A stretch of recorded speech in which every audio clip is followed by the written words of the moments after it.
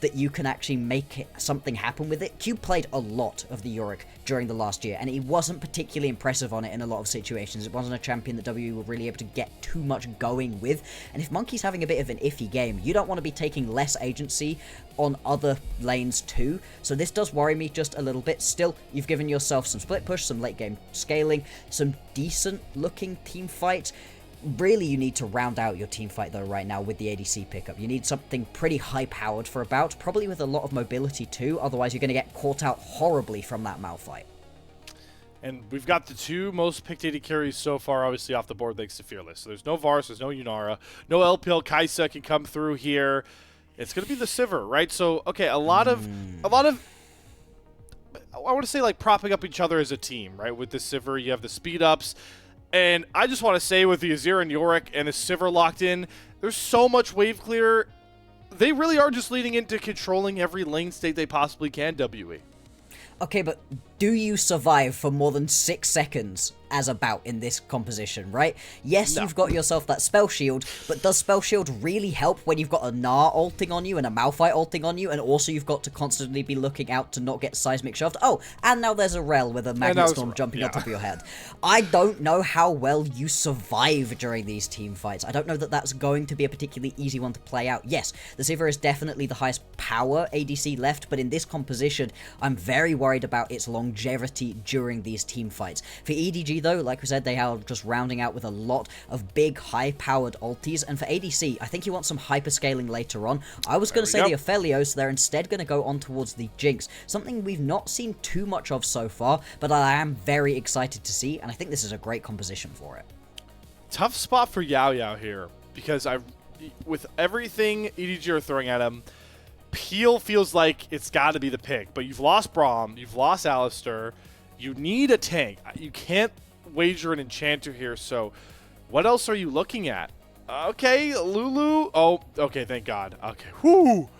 I hate casting Yuumi. All right, Lulu's better. But again, that's another very susceptible champion to this whack-a-mole style Malphite Gnar relegage. If I had to gut reaction to this composition that we see right here, Slayer, we're going to game number 3. I am very, very suspicious. On that one. I respect very, very suspicious of what we are seeing right here out of WE. I think in isolation, a composition where I don't see what the other side have picked up for themselves, I can see what they're going for, right? You've got a ton that you can boost right here onto the Azir, onto the Sivir. The Lulu, one of those interesting supports when paired with the Azir that actually gives him a ton of benefits. Usually the Lulu's just big for the ADC. No, both of them are going to love having that extra level of auto-attacking that you can be putting down. That can be pretty fun. But this is the beginnings of a composition I would have really wanted a top laner with your team fighting for. Are you going to bring Cube down constantly, or is he going to be off split pushing the whole time? The only saving grace I feel for this team is that EDG have not proven to us that they are a cohesive roster yet, and that can make it very difficult to deal with the macro implications of a Yorick. If you're getting pulled around the map constantly and you're not having good communication going on within your team, that can be very tricky. So there is one way in which I think WE can make this work. Still, I do very much prefer the composition EDG have. Yeah, I'm with you, Bloxxer. I'm wary to ever select the slow, methodical, macro approach team in the LPL. The region, if you didn't know, is known for bombastic team fighting and throwing everything at a wall until somebody wins. Nonetheless, though, I will have immense respect if WE can pull this off. To sweep EDG, a team they are not favored to win against, by playing the map, by dominating the lanes, and playing for split pushing, because in that capacity, they've got Yorick to hold down one side lane. Azir will be massive in the other, and about, no matter how far behind or how much threat he will be under in the mid lane later on, deletes any waves that comes his way. So, as we get onto the Rift, Bloxxer, I'm already going to call to it. I know the timer is 7 minutes, but WE, Grubs, may decide this game is, all right, we're just passing the ghost check with our AD carries. That's a new thing. Yeah, I mean, I like it, honestly. In this situation, why not try to get a little bit aggressive, see what you can get? This should be a WE-dominated bot lane, that double range into the melee matchup, and just also the poke that a Lulu can put down anyway. Pix gets so much extra damage down onto those auto attacks. It can be really oppressive to try to play against, and junglers starting split map here, rather than both starting topside and working their way down towards the bottom lane. So you do have that extra level of support from your jungler come in for WE, so they can afford to get a bit more aggressive, although right now they are going to lose the battle to level 2, and that is going to make it a little bit harder to step to the wave. Yeah, Yaoyao missed out on XP on that last melee minion, so he is sitting on level 1 still on top of all of that. Good little boomerang toss from About, though, will pick that one up. The one stark difference among many that I want to point out here for this game, too, is Monki is not on the Jarvan that can look to gank from level 3. It's going to be a bit of a snooze fest from our two junglers. Both of them are very reliant on getting ultimate up, especially Xiaohao on this Malphite. Absolutely, and looking at these compositions further as we're beginning to get through this early laning phase, I do think there's a chance for WE to pull this on through from a couple of different spots. As you say, right, there's a lot of tankiness that maybe you can't deal with. I just worry for the longevity of About. Does he get to hit for a second? At least Karis has a little bit of extra mobility with the shifting sands. I just don't know that you get to survive long enough to deal your damage. Heal going to come on through as well right here for the extra speed up, and that's a lot of those bot lane summoners just gone. Monki sticks around, throws a briefcase, but isn't really going to be able to get anything more done in this situation. Both junglers as well should be able to grab their individual scuttle grabs, so no big leads coming on through at the very start of this game, but both teams posturing quite a lot. I just love how level 1 we saw both AD carries pop their ghosts at virtually the same time, and at level 3 we watched both supports pop their heal at virtually the same time. So just a funny little mirrored coincidence there.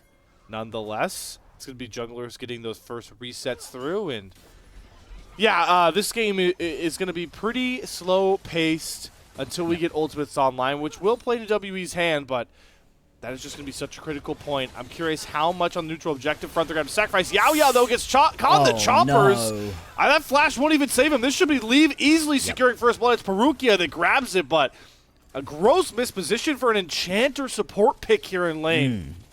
Absolutely. You were talking about how you didn't think they could afford to go Enchanter. Well, not having that engaged support could be critical as we get later on into the game, but for right now, it should mean that you're able to step up and push your opponents around during laning phase, but you can't get caught by those Flame Chompers. A gross misposition, as you said, and that really is going to cost About. He just wants to sit here and absorb these waves as much as possible. Getting pushed around here just really not going to be fun. Still, About now going to step up, see what damage he can do as Yaoyao is back into lane. Shouldn't result in any kills though, although Parukia is sticking around quite a long time. Yeah, that's pretty good. Just delaying that reset coming on through buys you a little bit of extra time to establish this freeze. And yeah, keep it up. This is going to be a little bit tricky to potentially break, especially because you don't have your jungler anywhere nearby. Xiaohao's still taking chickens. I like the heads-up play there from About. It's nice that he gets the leave cancel, but the main win there was pulling that way. That's a really heads-up move to see from a player, again, who is, you know, forging his way into the Tier 1 landscape of League here after biding his time with that Gen G Academy spot and already showing off some of, you know, some smart tactics that he is willing to utilize. As we now get to a peek at Monki paying another visit towards the bot side. It's important to remember that Leave, to help secure that first blood, also does flash with About. Monki is playing like he has maximum dosage. Is this just the curse of the choppers for this early game? Monki has to flash away, but Parukia again flashes to secure another kill for this EDG bottom lane. About, even with Lethal Temple, should find a trade. It's the zap slow onto Yaoyao. Leave throwing down some pretty heavy rockets. Crash down from Parukia. Barrier shield from the E. No, Parukia is 3-0 for EDG to start this game out. God, can you imagine if all of those kills were going on to Leave right now? How crazy that would be. That's the saving grace for WE, that the kills are not going onto that main carry. It's just going to be one that turret plate as the extra gold into Leave's back pocket. Still, it's going to be working out great for him. 600 gold above his opponent right now. So we have a look, top lane, not going to land that ulti, but Cube should just be able to keep the sustain up. I mean, this is the big joy of having yourself this Yorick. I'm just a little bit dumbfounded. Oh, no. Not again. Oh, sweet about. Good Not spell again. shield. It doesn't matter. It's still the rock on top of you. Slayer. Xiaohao gets ultimate value. This Oh, is hold the on. Wow. All right, let's see about this dive. Right, Monki level 5, by the way. All right, Ah, he just good walks grass stack. He almost dies to the turret still. Is this the same WE team I just saw scrap back from a wary game 1? What happened to that team? Well, it is still definitely the same Monki we just watched flag and drag into nowhere 6 times.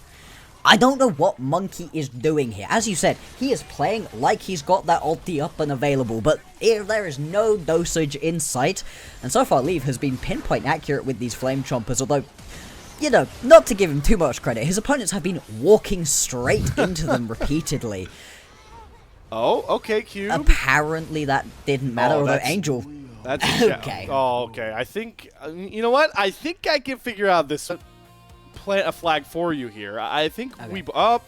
never mind. You'll have to stay tuned for that. We're back on the Rift. Haha. Cliffhanger. Oh.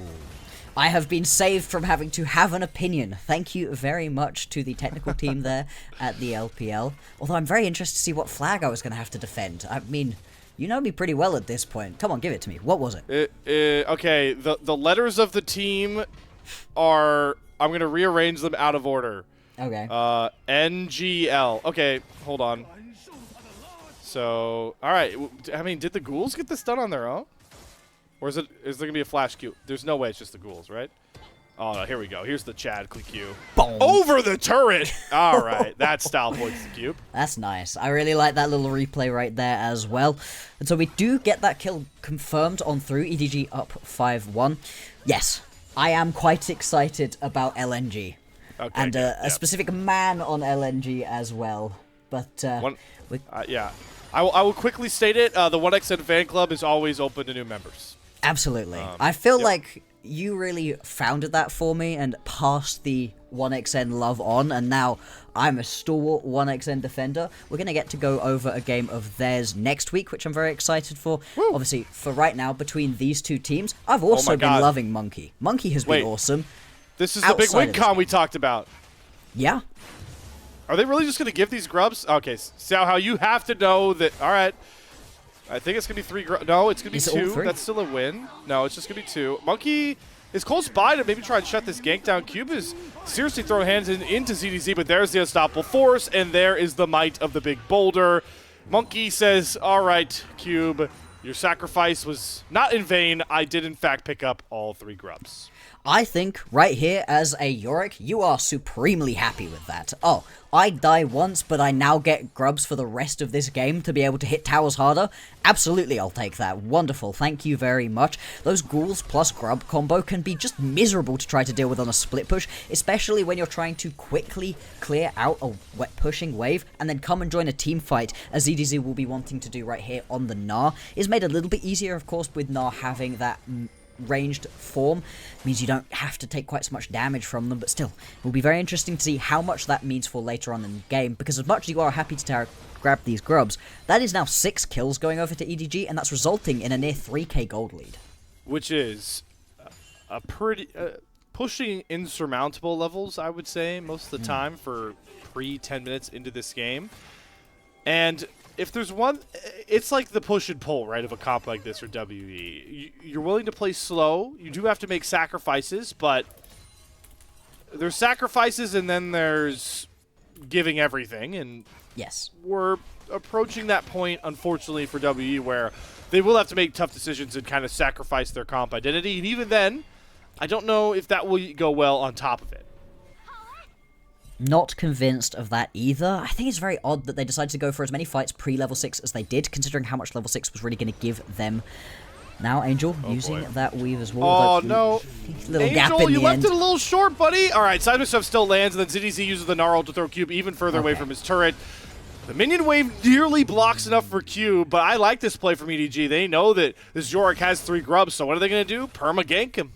Yeah, just take a kill every single time he steps up a little bit too far. And yes, you lose out onto a turret plate and a bit mid lane, but look at what's going on in the top lane right now. ZDZ just ripping his way on through this tower, going to be able to grab himself a couple more turret plates too, and that gold lead does extend out to the 3k we were talking about previously. I wouldn't call it insurmountable yet, but I think it is getting very close. And when we were analysing these two team compositions, it wasn't the first 5 minutes of the game that I thought were going to be the problem for WE.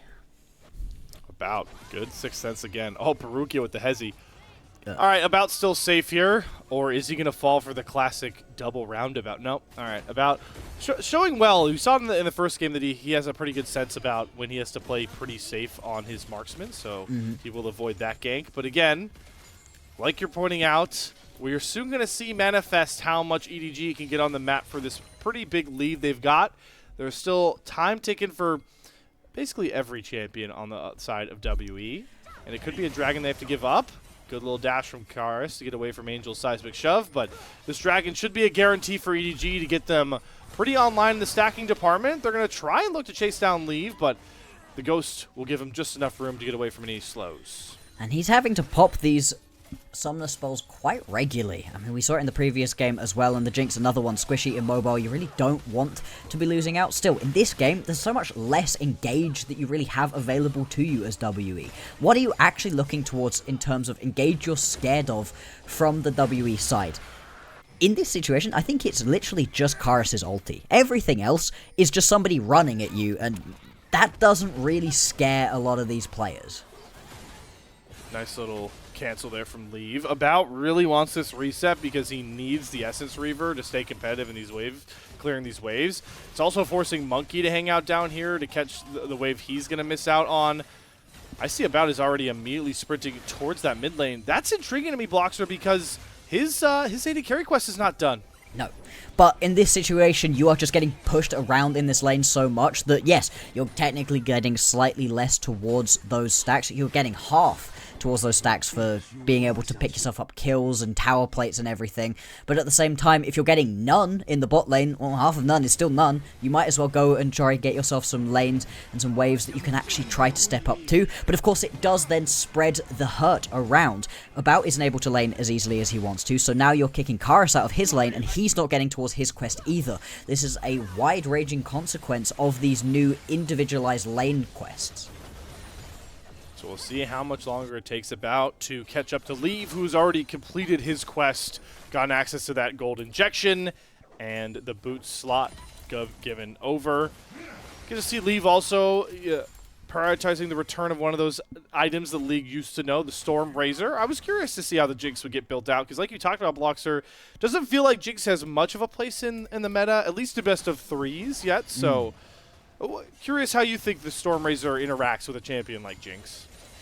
I think it's gonna give you that just little extra bit of oomph that you really want, that you can really try to push a little bit further forwards and try to play around. I do like the build path of it, although I think Youngtails is still more of the standard pick. That's what a lot more people have been going towards, building as if none of the changes coming through have really mattered. So I'll be interested to see what the rest of this build with the Storm Razor is actually going to be. BF Sword has a lot of possibilities. It might just be classic IE Rush. We'll have to figure that one out. There's About finally catching up in the quest department, so it's going to be just Yaoyao we're waiting on with that Lulu. Karis looking for a play here. Okay. Really good stream and shuffle and Angel. Unfortunate update for you, Karis. There's a big boulder that can just fly over a wall and hit you hard. Tries to flash away from Xiaohao. The rocket won't land, but the rolling rock will from Xiaohao. The kill picked up for Karis. Was a nice look on the Azir, but just unfortunate timing. Yeah, I mean, in that situation, you really just need a little bit of extra vision to know what was happening, and this does very much feel... Push. Oh! There we go. Not quite gonna do it right there, just gonna be able to get away. Yeah, as we said, pretty much straight after the draft, I was like, I think we're gonna be going to a Game 3, and so far, that has very much been coming to fruition. Hey, I cannot claim to have known the way it was going to happen. I didn't expect this level of explosivity and walking straight into Flame Chompers that we have seen so far in this game. 5,000 gold now at 15 minutes. You were talking about insurmountable leads before. This feels pretty damn close. And it's shocking to see that it's actually ZDZ has ended up with the biggest lead here, but Angel's once again being prosecuted in his bottom lane stay. Goes under the turret, but this is where Mundo likes to thrive with the maximum dosage. And WE finally get back on the board. They get a kill over to Karis, but it's a TP coming from behind them. Xiaohao is once again here in the bottom jungle. It's a flash from ZDZ to make sure Monki won't even survive. And Karis, we are far, far up the wrong creek. So even when WE find a nice pick on the Angel, they have to pay twofold back to the bank of Edward Gaming. And this is the problem with the composition that is so utterly devoid of any CC. Anybody is able to just turn around and walk away from you. And yeah, you can slow them down, you can follow them, but when you still have towers up and available, you spend so long underneath a tower, it gives you so little health to work with when everybody else is able to wander on over and get involved in these kills. EDG, they haven't been particularly proactive across the map, but they've been incredibly good at being reactive so far. I didn't realize Parukia was behind all of this. Xiaohao ults, Angel flicks him back, and EDG have found their form we were expecting right off the bat. It just took them one game, it felt. Yep, absolutely. And now they should be able to pull on back and head towards this Rift Herald that is up on the map. And actually now also just looking to keep pushing down onto the mid lane right here. There's just so many options available to EDG. They just need to keep the pace of this game high. That's the main thing that you have to think they want to be doing right here, because the later on into the game you get, the tankier Monki will be, and you don't really have someone looking to shred through Monki. The more that Karis will be able to hit, the more About will be able to just shred through waves and make it quite tricky to actually push through. You do just have to keep the pace of the game high, but so far, not something EDG's been struggling with. And one thing that we pointed out from draft was that even if WE do find themselves behind, their wave clear is one of the most superior parts of their draft. So getting this Rift Herald, even if it was kind of a free take for Xiaohao, was big because you want to break down turrets, make it harder for them to cover more of these structures. And then this next one that, again, I think they should get pretty free is this Soul Point Mountain Drake, will then force WE out of their wave clearing superiority later on. So these two objectives really starting to feel like part of the nails in the coffin of a disastrous early game from WE. Yeah, the early game has not helped a composition that already had some very clear weaknesses going into the game. So far though, Cube hasn't been able to really sit and hit towers, so what can he do in this team fight where people are being drawn down towards the bottom side of the map? He's not even going to get some real alone time yet.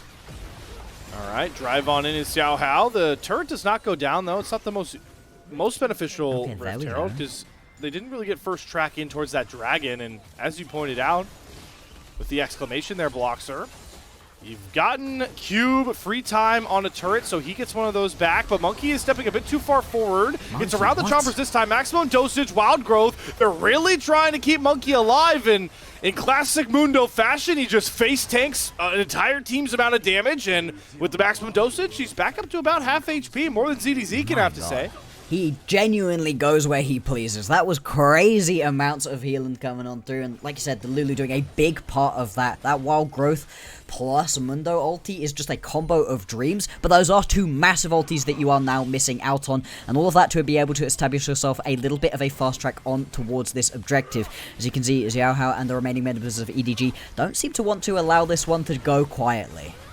Oh boy, Karis and Yaoyao on the wrong side of that Weaver's wall, but Monki's just trying to run down Angel. Talia mispositioned. The bouncing blades from About get that kill. Xiaohao has to flash out. Karis is flying at lead, but falls a bit short. Still gets a huge stream and shuffle after the unstoppable force. Xiaohao can't get into this fight, and they've sectioned off Parukia. ZDZ is in mini form. He can't get that big Gnar ultimate. He's finally taking into Mega Gnar. Goes in for the Gnar ult. Gets a Monki of all people. The dragon down to 1 HP, but it's picked up for WE. EDG are scattered, and the lethal tempo is here with Cube flashing forward. Somehow, some way, WE are making a fight that felt impossible work out in their favor. What the heck was that? EDG up 5,000 gold going on into that fight with the members of WE trapped into the pit, but they just approach from a couple too many angles and do not find their way into the backline effectively. Their composition has so much more CC, so much more engaged that they can play around, and yet none of it lands. The timing just is not there. There's so many clutch interactions here for WE that I really don't want to sell short either. Cube is balling. And then look at this, like, the timing on this ult from Karis is what seals it. Yeah. Otherwise, you have finally given that engage moment that you were really looking for as EDG, but in fact he's instantly able to push back with that shuffle, and then this from ZDZ. You cannot arrive to this teamfight with so little rage that it takes you until the last gasps of it to be able to get up your ulti. That really did hurt as well. That's what I'm talking about with the mistiming, not having the Narbar stacked up, having Angel go in way before anybody else goes and plays, and yet, because there's 5,000 gold ahead going into that teamfight, they're still able to make it work for the most part. It's still a very bloody back and forth matchup, and they don't lose out onto as much as they could have otherwise, but still, they get down 2,000 gold, they lose out onto Soul Point. Horrible team fight right there from EDG. And while it's still a 3,000 gold lead, what this has effectively allowed WE to do is, for the time being, look how even the items are. At least, all right, Turco's down, flash out of a bout, gets away from the unstoppable force though, steps into the choppers, but he doesn't really care. Parukia just re-engaged with a Magnetstorm crash down, but he is done, and Karis again gets a huge Emperor's Defy. They found 2 clutch kills. Angel has to flash away to buy some space, and the trades start to come back through. CDC with the Megadar gets 1 ultimate, it's onto a bout. Yaoyao doesn't have enough shields to protect his marksman, and Angel's able to rescue that fight, but again, that was a 4v5 for WE. Yeah, WE are finding these fights right now, and it's again Karis with some great shuffles coming on through, and about just playing that one so effectively. You're not going to be able to grab a second tower right here as Angel arrives, but it's just that extra bit of gold. The 5,000 gold lead we were talking about has been cut down to a single grand. And I hate to say it, Bloxxer, but does it feel like that same dysfunction we saw from the last 10 minutes of Game 1 is showing through again?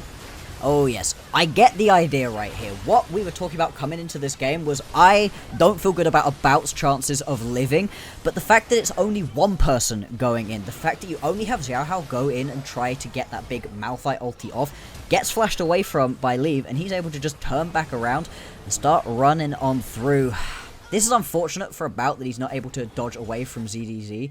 If he was able to get out of that Nara ulti, you win that teamfight entirely, and you're able to run through a tower in the bottom lane too. But the fact you're able to win this still in a 4v5 is going to be putting a ton of mental pressure right here onto EDG. They had firm control of this game, and it's beginning to slip through their fingers. And now with that third Drake going over to WE, they have more time on the soul department. You've got Cube that's now evened out wave states in both top and bottom lane, taking away those tier 1 turrets. So the big advantage is WE comp. This was the period of the game where we felt like they could start swinging momentum. Look at Cube constantly pushing waves in. Karis is going to control the top side. And about, even if he doesn't get first hit on those mid waves, it's 1 Q, 3 W autos, and those waves are evened out completely as well. So it's going to be really hard in these next couple minutes for EDG to kind of will WE into uncomfortable positions, except for Baron. And the Baron is going to be that critical thing right here. Has already joined us on the map, of course, with the change up to 20 minutes. But neither team really been looking at it before this point in the game. Now people beginning to set up a little bit of vision. And right now, especially with that Scuttler vision, you do just have that fast track here as EDG, and they need to keep that up because you're constantly having somebody sent down to the bottom lane, to the top lane, wherever it is that Cube is at, to deal with this push, and he's going to keep that pressure up the entire time right here. As we said, EDG, they've got control over the Baron Pit, but it doesn't feel like they have any way of starting it up anytime soon. So they're looking for a pick. They've been punishing Cube all game long. It's a 1 versus 2 again. ZDC, though, does not have Megan. Oh, my God. The Maiden is throwing hands with the ghouls. TP comes through. Karis is here. Solo lane v solo lane. ZDZ is going to go Mega. Angels try to play at range, but get slowed up by a clutch Cube E. And look at WE. Do they have the first track to get down here? ZDZ is far too low. He's going to drop. Meganar doesn't matter. Monki gets jumped on, but there's the wild growth. There's maximum dosage. Monki is just simply ignoring all of the Karis damage coming from Edward Gaming. And now they may not have the CC Bloxxer, but they can just walk down EDG, corral them out of any chance of turning the fight. Everybody just going to be able to slip away. It's just going to turn into a push right here onto the mid lane turret. And with those crystals there, with the grubs grabbed and a Yorick on your team, another tower going to fall. The gold lead that you had has completely evaporated right here for EDG. And exactly right, you're going to be able to turn straight back around as WE and grab themselves this dragon. All of a sudden, group perseverance has been flipped on its head. I would argue that WE is embodying the group name very well right now. True. Very true. They were down 6,000 gold, Slayer. Well, you know what? I don't know who's going to win this game, but I know what we are guaranteed of, and it feels so good to say this once again, Bloxxer. We're going to get an LPL gold graph. Oh, yeah.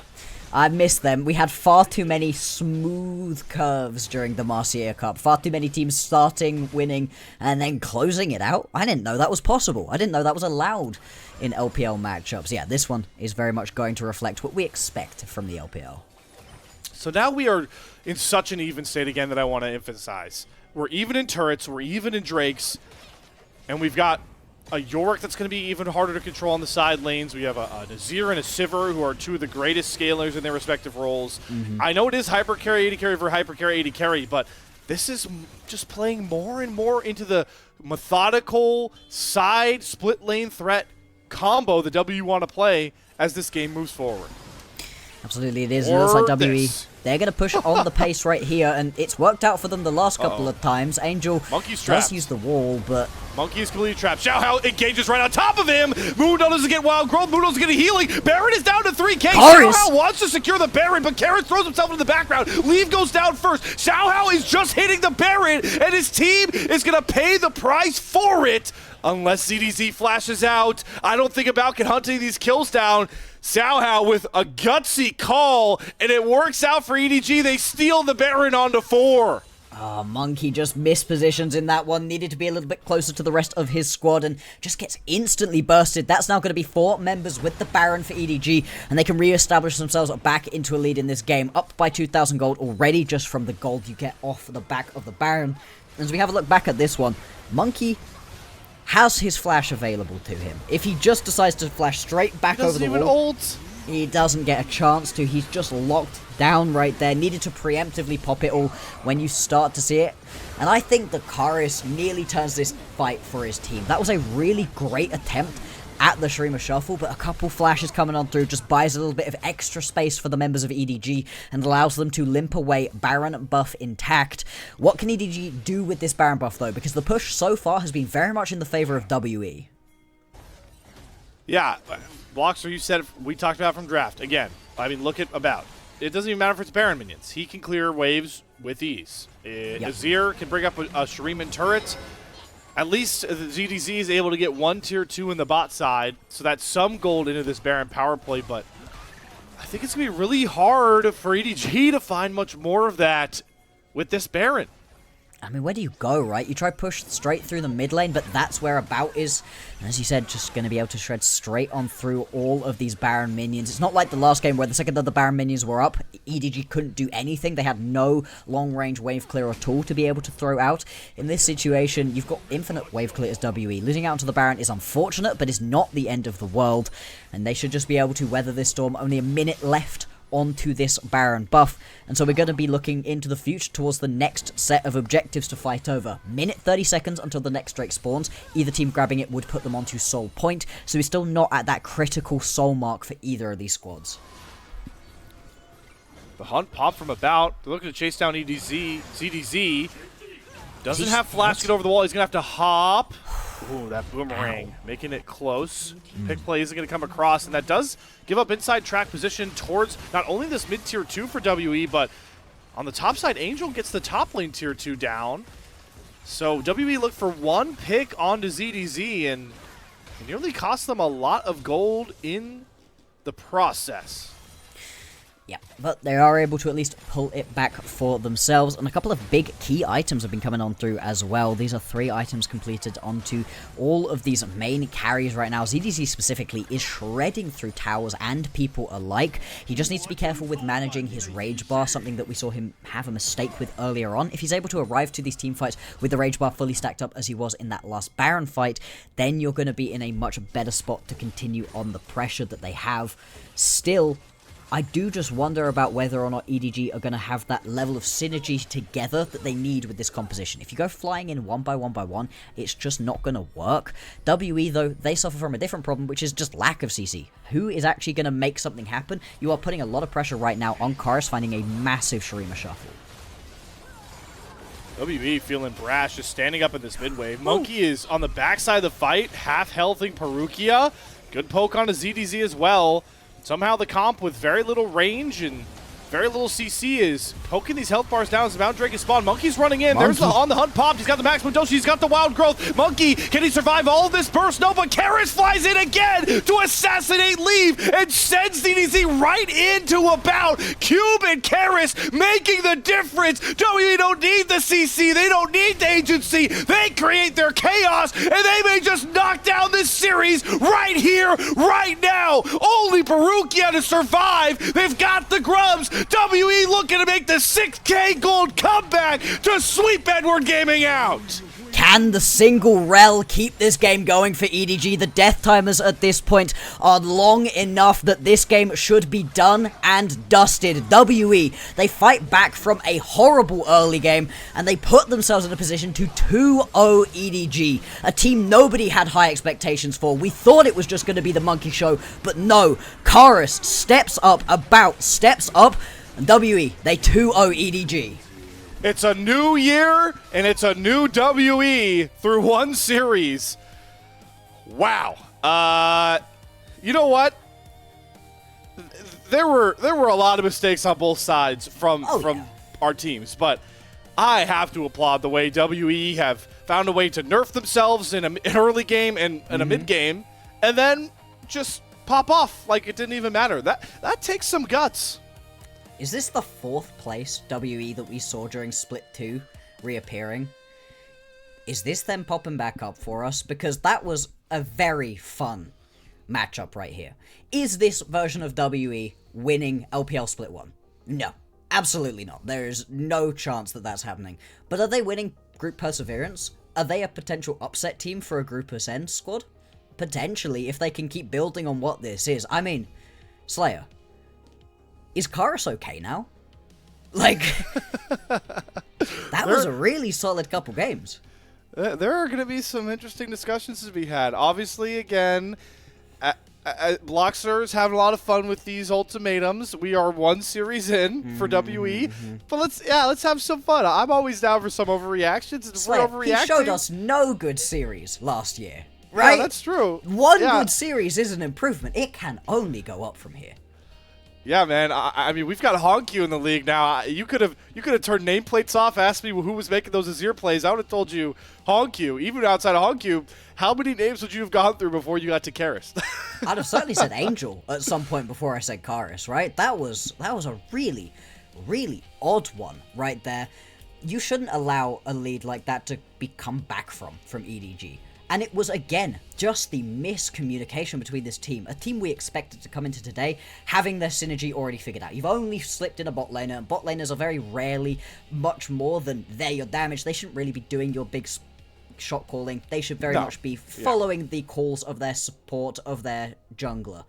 So you should be able to swap them in and out without major issues coming on through. And yet, in that game, they were so discombobulated. The way that they were coming into a couple of these team fights, no rage stacked in top lane, just Weaver's Wall coming through way earlier than anybody else could follow it up. You've got your support trying to flank from one angle, and your top lane is flanking from a different angle, and not at an, oh, you've caught everybody way, in an, oh, you've managed to pass like ships in the night kind of way, and nobody's getting these big plays off. Just not good in terms of the macro out of EDG, which was not the problem we thought this squad was going to have. No, without a doubt was not. Thinking, big picture, Bloxxer, because we talked about it a bit. I don't know if we mentioned it on air yet, but before me and you got into the casting booth, we were talking about how Season 16, one of the most fun parts for